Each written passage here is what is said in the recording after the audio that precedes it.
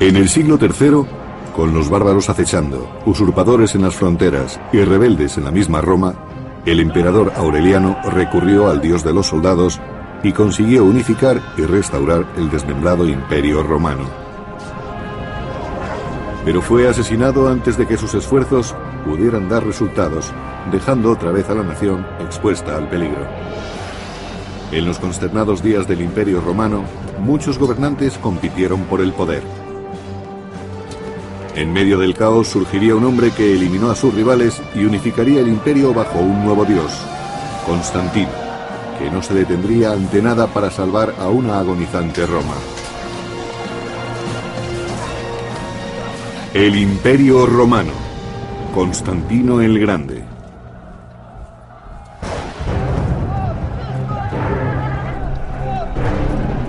La Roma del siglo III estaba sacudida por conflictos internos e invasiones de los bárbaros. Pero en el año 295 después de Cristo surgió un grande y nuevo emperador que podría salvar al imperio. Su nombre era Diocleciano. Diocleciano trató de resolver los problemas y preocupaciones a las que se enfrentaba el imperio en el siglo III. Una de las medidas que tomó fue la reforma del sistema de defensa de las fronteras. El emperador Diocleciano creó un ejército imperial móvil siempre dispuesto a reforzar las vulnerables fronteras. Uno de sus soldados más capacitados era Constantino, que entonces solo tenía 17 años.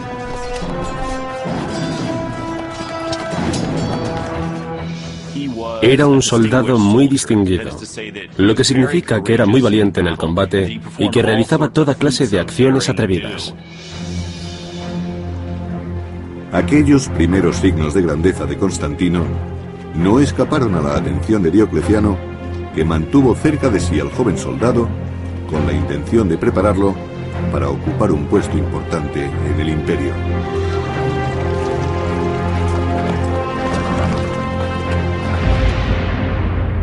Otra gran reforma de Diocleciano fue dividir el imperio bajo el dominio de 4 coemperadores, uno en Illyricum, otro en Italia, el padre de Constantino en las Galias y Diocleciano en Nicomedia, Asia Menor.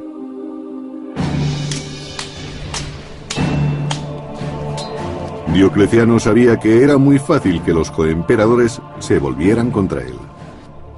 Para impedirlo, retuvo en su corte a sus hijos, incluyendo a Constantino, para que recibieran una formación militar especial bajo su atenta supervisión.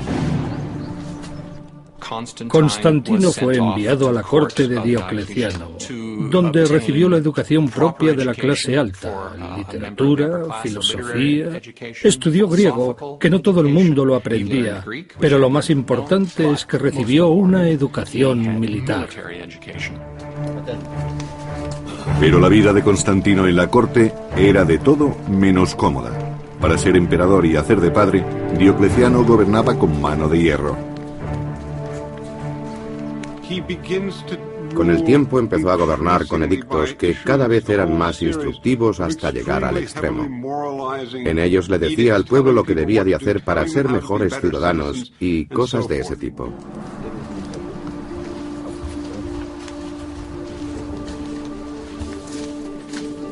Diocleciano incitaba a que todo el mundo en su corte, incluido Constantino, ofreciese sacrificios regularmente. Diocleciano pensaba que debía la unidad del imperio a los dioses paganos de Roma.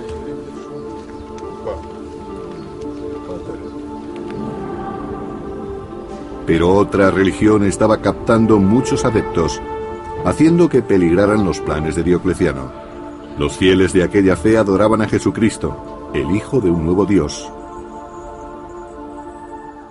La Iglesia había crecido, no solo numéricamente, sino que tenía grandes riquezas y poseía amplios edificios.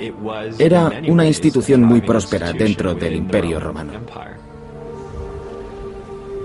Una institución que Diocleciano veía como una amenaza para Roma. Creía firmemente que la salud del Estado y de Roma estaban ligadas a la religión romana, y que los cristianos representaban una fuerte amenaza contra ella. Los cristianos, que habían sido tolerados durante casi 40 años, formaban ahora un alto porcentaje de la población de las grandes ciudades. Era sabido que había cristianos tanto en el ejército como en la corte imperial.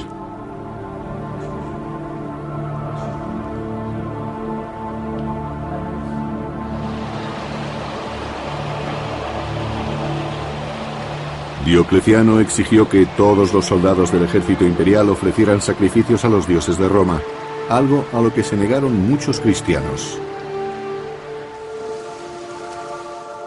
Diocleciano creía que todo lo que se opusiera al culto de los dioses protectores de Roma era una auténtica amenaza para el Estado,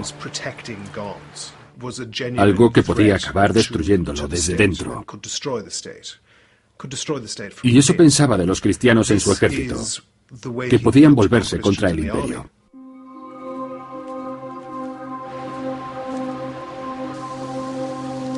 El castigo por desoír el edicto del emperador era la muerte, un acto brutal que Constantino, siendo soldado del ejército del emperador, estaba obligado a presenciar.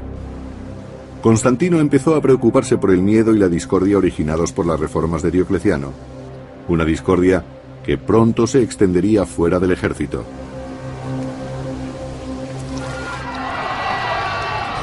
En el año 303 después de Cristo, Diocleciano emitió un edicto contra los cristianos que fue conocido como la Gran Persecución. Tan pronto como se emitió el edicto de la persecución, se desataron unas crueles medidas administrativas. Si los funcionarios encargados del edicto encontraban resistencia, llevaban a los acusados a los tribunales para torturarlos y conseguir pruebas contra ellos. Había que forzarlos para que pública y oficialmente adjuraran del cristianismo. La Gran Persecución marcó el inicio de lo que los cristianos llamaron la Era de los Mártires. Cualquier cristiano que proclamara públicamente su fe, moriría.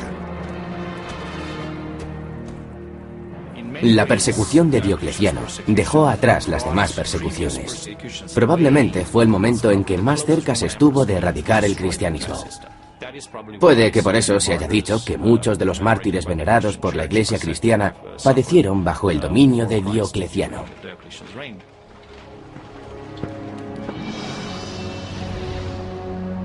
A pesar de sus diferencias acerca de las persecuciones, Constantino debía tener buen trato con el hombre que tenía su futuro en sus manos. Pero cuando Diocleciano cayó repentinamente enfermo y se vio forzado a retirarse, Constantino se quedó sorprendido al conocer que no iba a participar en el plan de sucesión. Diocleciano pareció comprender que Constantino representaba una amenaza, aunque hubiera participado en las campañas con él y se hubiera portado razonablemente bien en los combates. Se dice que hacia el final de su vida, Diocleciano tenía prisionero a Constantino en su corte para impedir que se reuniera con su padre y se relacionara con su ejército. Pero ahora, sin nada que lo retuviera en Oriente, Constantino decidió tomar las riendas de su destino y escapar del dominio de Diocleciano. Constantino partió de Nicomedia para ir a Boulogne, en las Galias, para reunirse allí con su padre, que gobernaba en Hispania, Galia y Britania. El padre de Constantino, el emperador Constancio, era ya muy viejo y no se encontraba bien. Además, estaba preocupado por la larga ausencia de su hijo. Pero en el año 305 después de Cristo, Constantino se reuniría finalmente con él, con un hombre por el que sentiría mucha más afinidad de la que jamás sintió por Diocleciano. Por lo que sabemos de la actuación de Constancio en Occidente, era una persona mucho más tolerante que Diocleciano, y desde luego sabía cómo ignorar algunas de las órdenes que había recibido por su parte.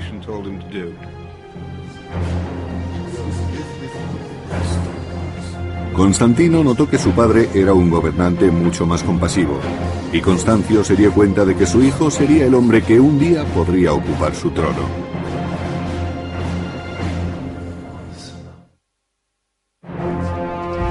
Cuando Diocleciano se retiró en el año 305 después de Cristo, Constantino pudo escapar de su rígido control y encontrarse en Occidente con su anciano padre Constancio.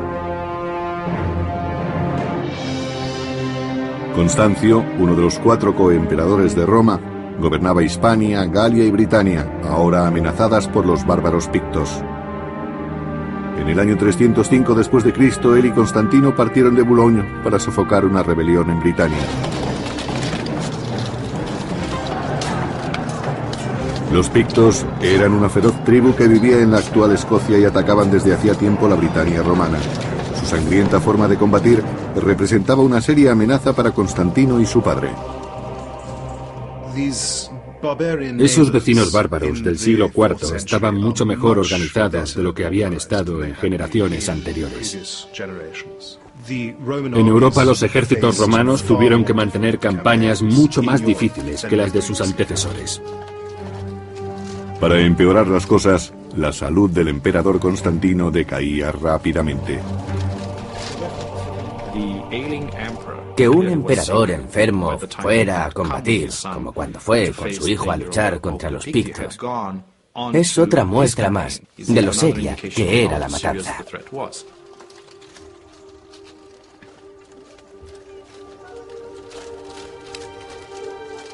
Con la salud de Constancio en peligro, Constantino tuvo que dirigir las legiones de su padre, asegurándose de que le fueran fieles en combate. Cuando Constantino volvió para encontrarse con su padre en Occidente, Constancio quiso que fuera escalando puestos en el mando y que participara en las campañas de su ejército. Los soldados debían conocerle, pues sería más fácil ocupar un puesto en el gobierno del Imperio Occidental, que era lo que Constancio siempre había querido.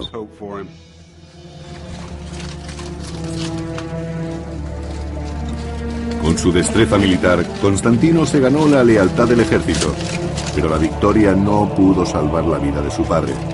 Finalmente, Constantino vio morir a un padre al que empezaba a conocer.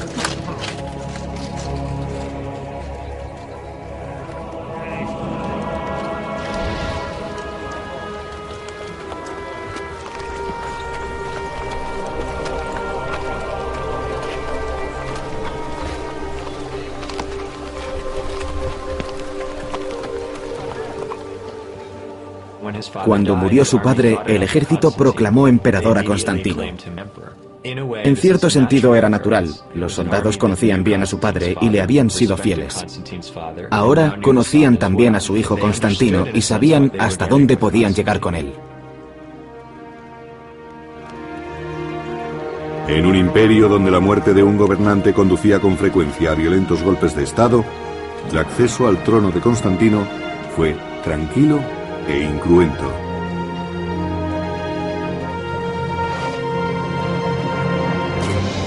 Los bárbaros francos atacaron la Galia en el año 306 después de Cristo, y Constantino tuvo que enfrentarse a su primer reto como emperador. Desde Britania se dirigió hacia el sur para luchar.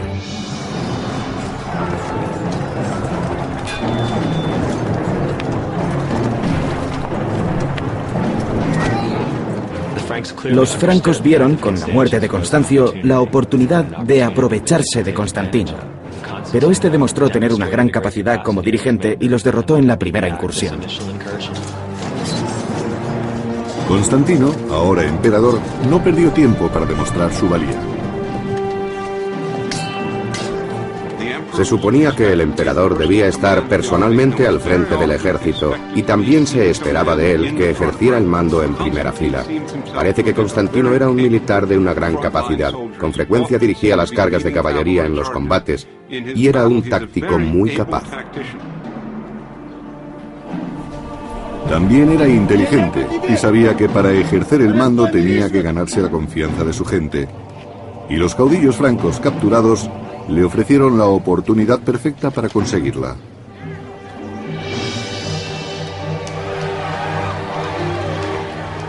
Constantino hizo desfilar a los cautivos bárbaros por las calles de Trier, en la actual Alemania, para demostrar al pueblo que él los protegería. Constantino sabía perfectamente que en aquellos momentos el objetivo principal de cualquier emperador que quisiera conservar el poder era derrotar a los bárbaros, así que luchó contra ellos a lo grande. Mantuvo campañas contra los francos, y hay pruebas de que capturó a 2 de sus reyes, a los que exhibió para deleite de las masas de las Galias. Finalmente, los bárbaros fueron arrojados a las fieras enviando un claro mensaje de que Constantino no toleraría a los que osaran poner en peligro al Imperio Romano. Pero en el año 306 después de Cristo, el imperio era amenazado desde el interior por un usurpador llamado Magencio, que se había proclamado emperador de Roma y pasó a controlar la mayor parte de Italia y del norte de África.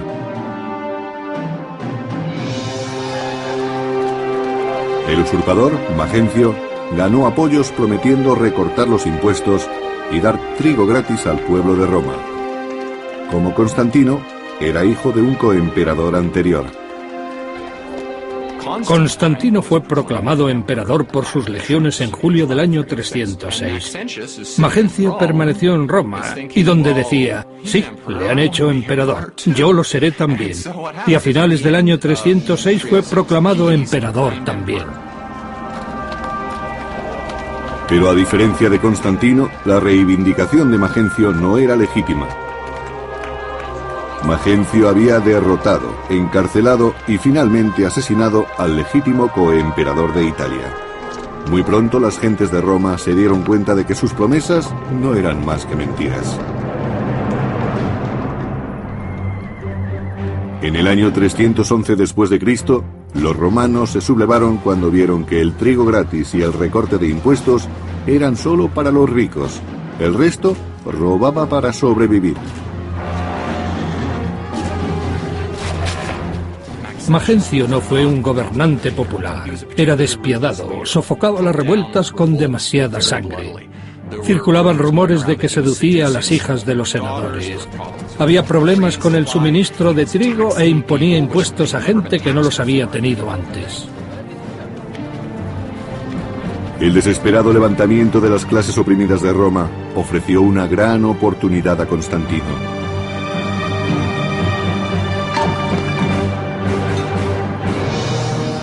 Con la esperanza de salvar al pueblo romano y de ampliar su influencia en Italia, Constantino partió de las Galias hacia Milán para cerrar un trato con otro coemperador, Licinio. Era un trato para consolidar el poder.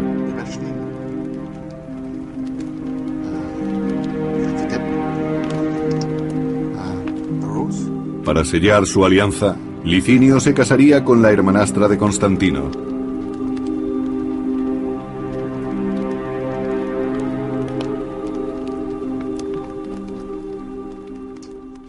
Constantino utilizaba todos los trucos que conocía. Era una persona extraordinariamente ambiciosa, y no existía ningún camino hacia el poder que él dejara de explorar. Eso significa que durante su juventud estaba dispuesto a recurrir a cualquier cosa con tal de seguir aumentando su poder. Juntos, Licinio y Constantino engañaron a sus coemperadores en Oriente, haciéndoles creer que solo trataban de deponer a Magencio. Constantino quería aprovechar la situación para difundir por Roma que Magencio era un usurpador y un emperador ilegítimo. Él y sus seguidores se justificaron contra Magencio diciendo que había que deponer al tirano que se había instalado en la ciudad más importante del imperio. Pero en cuanto Roma estuviera asegurada, Constantino y Licinio se repartirían todo el imperio.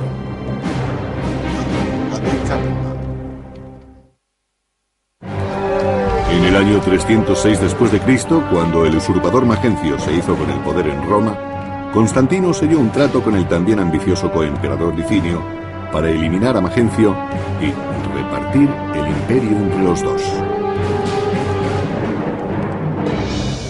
Mientras Licinio se hallaba defendiendo la frontera norte del imperio de los invasores bárbaros, Constantino marchó hacia Roma, sitiando la ciudad imperial donde se encontraba Magencio.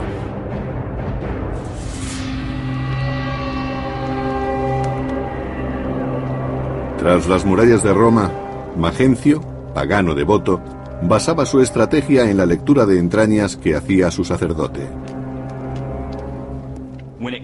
Cuando tenía que combatir, Magencio se interesaba en recabar la protección divina recurriendo a los métodos que cualquier emperador romano hubiera seguido para disfrutar de esa protección. Desesperado por si debía esperar a que pasara la amenaza de Constantino o enfrentarse a él en batalla, Magencio buscó consejo en las profecías sibilinas. Magencio recurrió a las profecías sibilinas para encontrar una respuesta. Las profecías sibilinas eran libros guardados por sacerdotes con los que investigaban ciertas cuestiones. Además, los sacerdotes también ofrecían los servicios de un oráculo. El oráculo dijo que el enemigo de Roma moriría. Y por esa razón parece que Magencio cambió de opinión y decidió no esperar a que Constantino alterara sus planes, y fue a encontrarse con él en la batalla.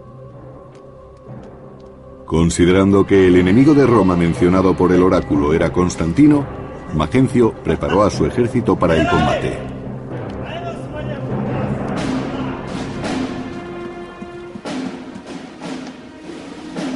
Mientras tanto, a las afueras de Roma, Constantino se preparaba para el encuentro con Magencio.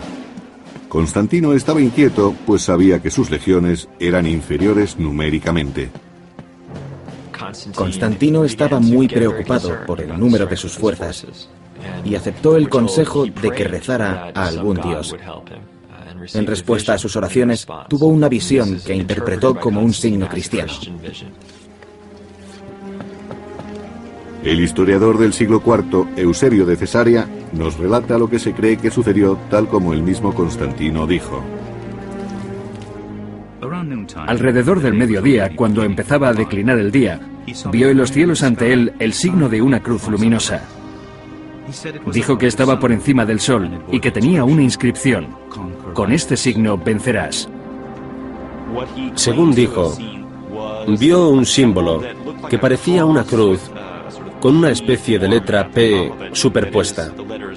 Eran las dos primeras letras en griego del vocablo Cristo, Ki y Ro. Según algunas fuentes, también oyó una voz que le decía: con este signo vencerás.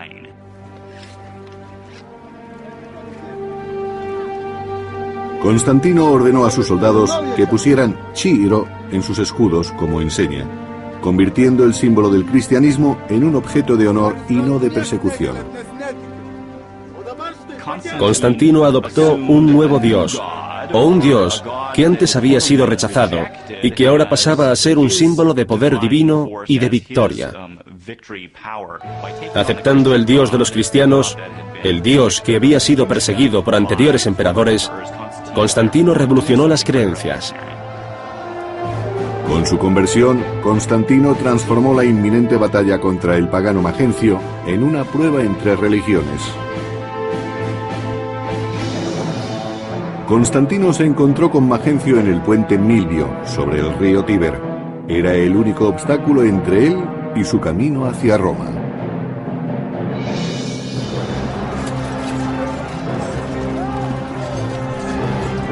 Aunque ampliamente superado en número por Magencio, Constantino y su ejército, ahora portando el estandarte cristiano con las letras Chi, Ro, iniciaron la batalla con energía. La batalla del puente Milivio fue muy importante. A pesar de que Magencio tenía superioridad numérica, sus legiones se vieron empujadas hacia el río por las de Constantino.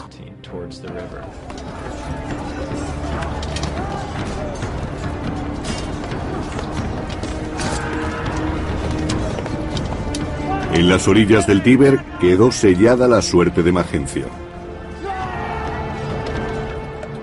Constantino obligó a Magencio a aceptar el combate con el río Tíber a sus espaldas. Su posición era muy mala y cuando Constantino presionó, las legiones de Magencio se desmoronaron.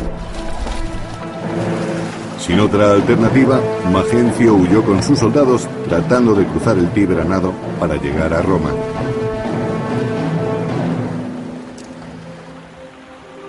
Pero Magencio con su pesada armadura no pudo cruzar el río. Días más tarde su cuerpo hinchado fue retirado del Tíber, dando prueba de que el régimen del usurpador había caído. Constantino ganó una importante batalla en el puente Milivio y eliminó a Magencio, y lo que es más importante, consiguió el control de medio imperio, incluyendo la rica provincia de Italia. La suerte de Magencio sirvió de eficaz recordatorio del poder de Constantino y de lo que podría ocurrirles a los que osaran oponerse a él. Constantino quiso recuperar el cadáver de Magencio para pasear su cabeza por Roma y el norte de África y así demostrar que el anterior emperador estaba muerto y que ahora era él quien mandaba. La victoria contra Magencio probó ante Constantino que el dios de los cristianos era más poderoso que los dioses paganos de su enemigo.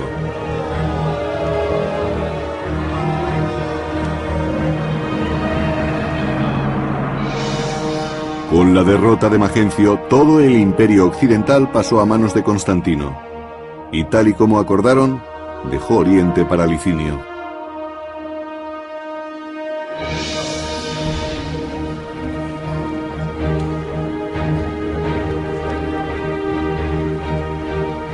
Se encontraron en Milán, donde Constantino y Licinio sellaron su alianza con una boda, como habían planeado. Constantino decidió que Licinio se casara con una de sus hermanastras, Constancia, para que se uniera a su causa. Linicio reconoció que era la mejor manera de sellar una alianza. Este matrimonio señaló el inicio de una política común, tanto por parte de Constantino como por la de Licinio. Una de las medidas políticas reflejaba la adopción del cristianismo por parte de Constantino. Los dos emperadores acordaron la forma de repartirse el poder. Y entre otras cosas, decidieron que el cristianismo sería tolerado en todo el imperio. Licinio no era cristiano, pero estuvo de acuerdo con Constantino en detener las persecuciones en todo el imperio. Durante un tiempo la alianza funcionó, pero una alianza que es fruto de la ambición resulta difícil de mantener. Constantino tuvo que reconocer que su único coemperador era también su mayor rival. Después de sellar una alianza con el emperador Licinio, Constantino derrotó al usurpador Magencio en el puente Milvio. Más tarde, convencido de que el dios cristiano le había concedido la victoria, Constantino se dispuso a demostrar su gratitud.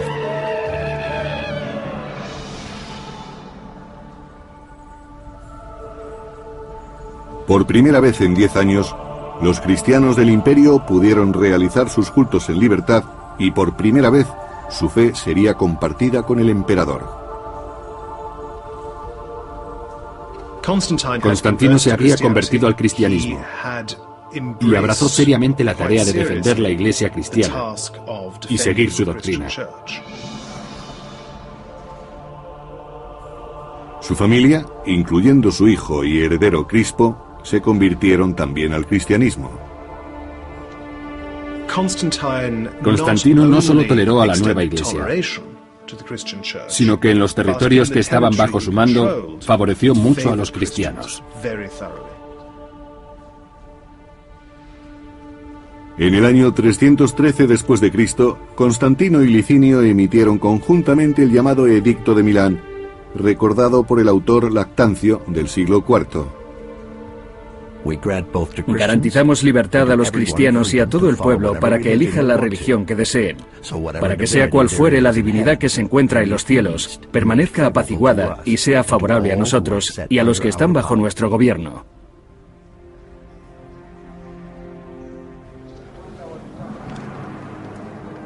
Pero en los años que siguieron, se deterioraron las relaciones entre los dos emperadores. Conforme Licinio luchaba por conseguir el dominio de Oriente, su apetito por el poder fue haciéndose mayor. Licinio actuó como si solo estuviera preocupado por los asuntos de Oriente, pero Constantino no confiaba en él y la tensión entre ellos fue en aumento. Después de 9 años de compartir el poder, los dos emperadores ansiaban apoderarse de todo el imperio. una rivalidad que acabaría llevando a Roma a una guerra civil.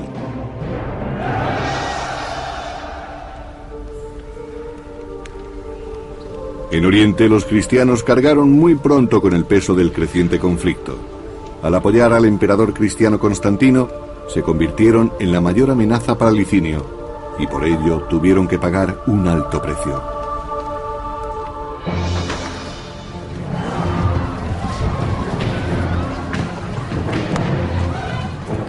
Una de las consecuencias fue la reanudación de las persecuciones. El motivo fue muy sencillo. Constantino defendía a los cristianos, y por tanto era posible que los cristianos de Licinio se convirtieran en una quinta columna, el enemigo dentro de casa. Por eso decidió perseguirlos.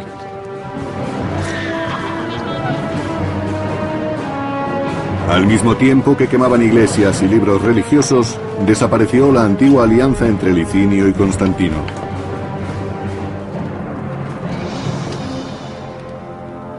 Para Constantino, ahora un maduro gobernante de mediana edad, la persecución de los cristianos era la excusa que necesitaba para atacar a Licinio. Rápidamente ordenó que sus legiones marcharan contra su rival de Oriente. Constantino era un jefe efectivo que solía ir al frente de la caballería para atacar al enemigo por los flancos, y eso es lo que hizo con Licinio. Junto a Constantino iba su prometedor hijo y heredero Crispo, que supo demostrar su valía en el combate. Juntos hicieron retroceder a Licinio hacia el este. Desde Adrianópolis, Constantino y Crispo persiguieron a Licinio hasta Bizancio, y desde allí hasta Crisópolis, donde éste presentó su última línea de resistencia.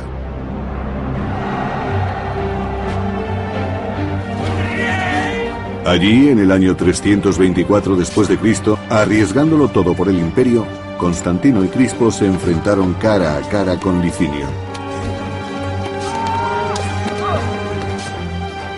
Crispo heredó la capacidad militar de su padre. Era otro genio bélico. Sin su ayuda, puede que nunca hubieran tenido éxito en su lucha contra Licinio. Constantino y Crispo aniquilaron al ejército de Licinio luchando de nuevo bajo el estandarte del dios de los cristianos. Realmente la batalla de Crisópolis terminó antes de empezar. Constantino lanzó sus soldados contra Licinio sin encontrar ninguna resistencia efectiva.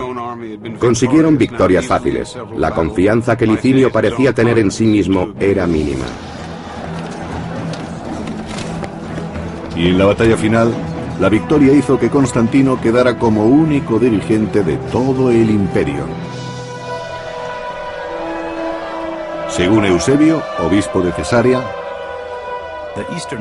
las regiones orientales se unieron a las occidentales y todo el imperio romano fue agraciado con un único y supremo emperador. Prisionero en Nicomedia, Licinio tuvo que enfrentarse a un castigo brutal. Su único testigo era su amada esposa, la hermanastra de Constantino. Las relaciones que mantuvo con Licinio son muy interesantes. Hay que recordar que Licinio era su cuñado. Su hermanastra pidió clemencia para su marido y durante un tiempo Constantino fue magnánimo con él. Aunque los dos participaron en un banquete, Licinio fue enviado al exilio, donde sería ejecutado. A pesar de los ruegos de Constancia, la ejecución de Licinio llegó pronto y fue sangrienta, dejando claro que Constantino no mostraría clemencia ni siquiera con los miembros de su familia.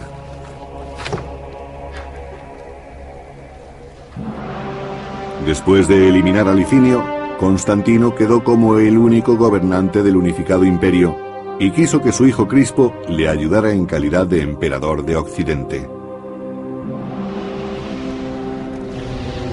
Como coemperador, Crispo compartió los planes de su padre de fundar una nueva capital cristiana en Oriente, que estaría situada en Bizancio.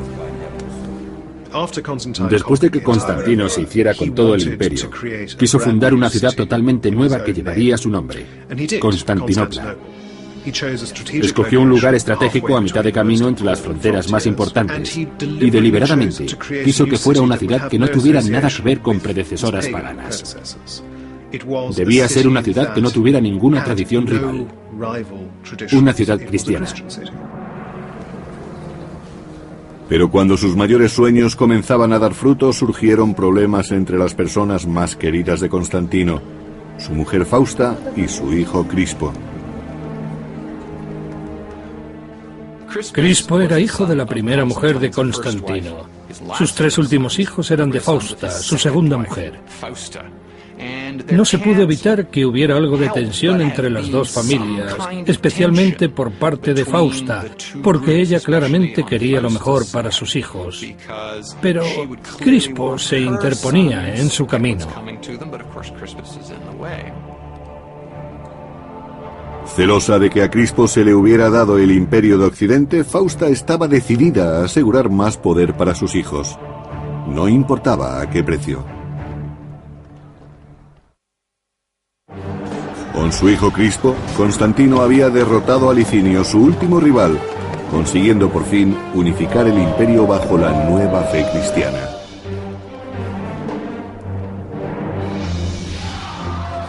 Pero la unificación de Constantino se vio pronto amenazada cuando surgieron diferencias dentro del seno de la Iglesia cristiana.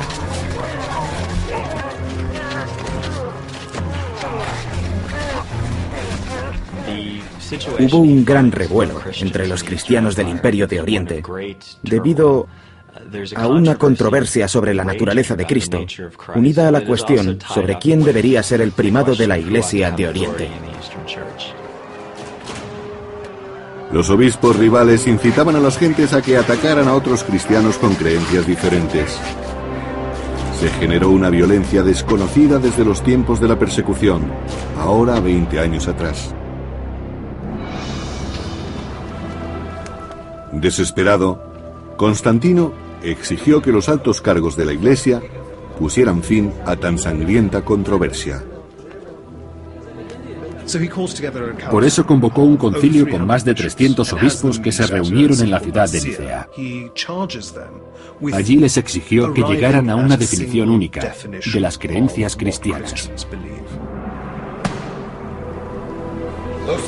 El resultado de ese conflicto es el Credo de Nicea, una profesión de fe que ha sobrevivido a lo largo de 1600 años y que se reza todavía en las iglesias cristianas de todo el mundo.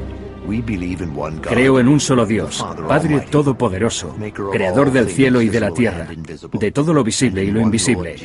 Creo en un solo Señor, Jesucristo, único Hijo de Dios. Pero fue una definición de las creencias cristianas, en la que no todos estaban de acuerdo. Y eso creó muchos problemas para el futuro, porque los cristianos de creencias rivales compitieron por el favor imperial durante el resto del siglo. Así, los emperadores tuvieron que desviar su atención de otros asuntos de gobierno para solventar los problemas causados por las diferencias que existían entre los cristianos y sus obispos.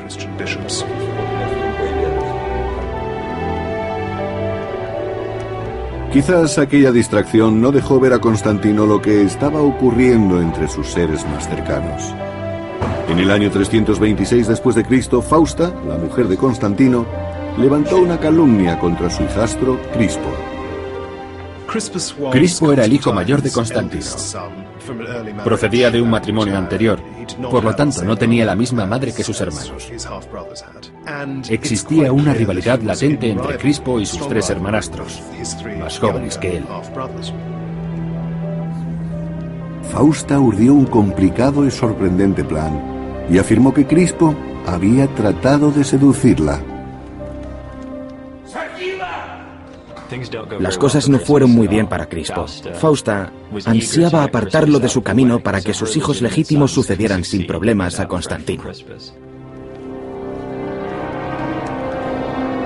Constantino no supo ver que era su mujer y no su hijo quien lo había traicionado, y ordenó que Crispo fuera ejecutado.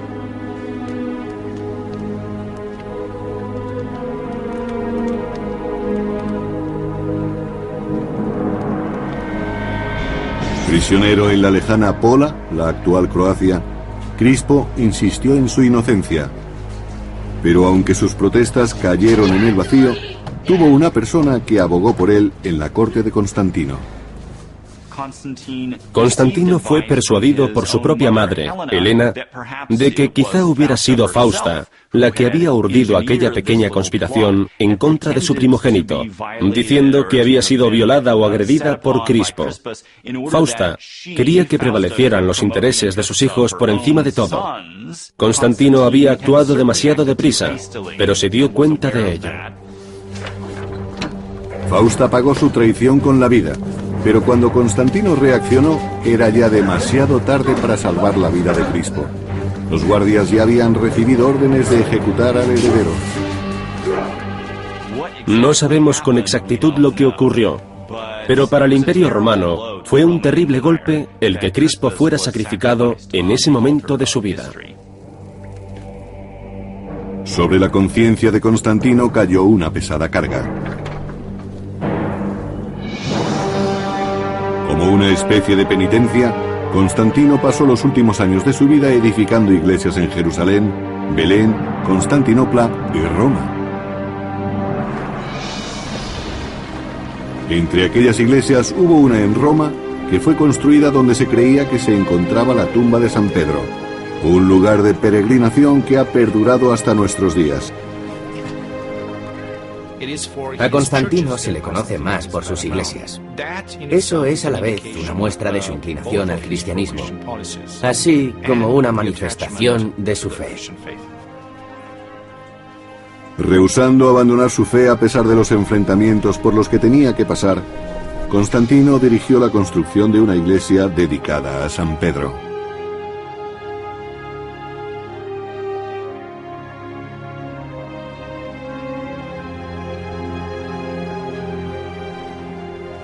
Fue una explosión extraordinaria de arquitectura, como no existía en todo el imperio. La gran variedad de planos se debe a los muchos arquitectos que participaron en su construcción. Y lo que es más probable, por las propias ideas de Constantino, que intervino en casi todos los proyectos. Constantino confiaba en que su devoción borraría sus numerosos pecados al final de su vida.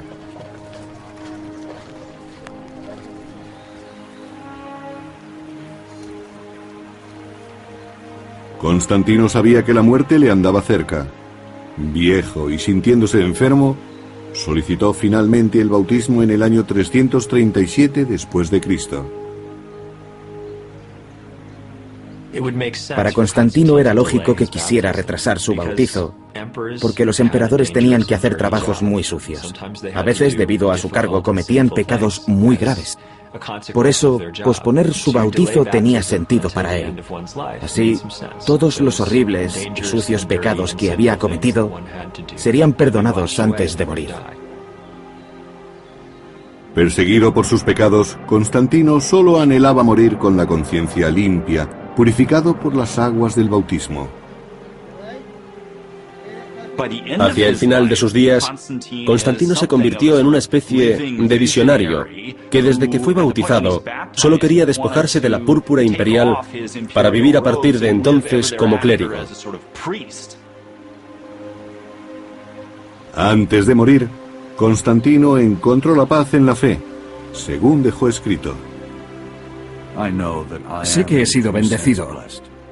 Ahora soy merecedor de la vida inmortal, pues he recibido la luz divina. Constantino murió en mayo del año 337 después de Cristo, tras haber gobernado durante más de 30 años.